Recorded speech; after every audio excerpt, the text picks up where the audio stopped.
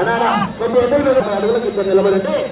కోర్టులో లాగడానికి సిద్ధంగా వస్తున్నటువంటి జత నిర్వహించినటువంటి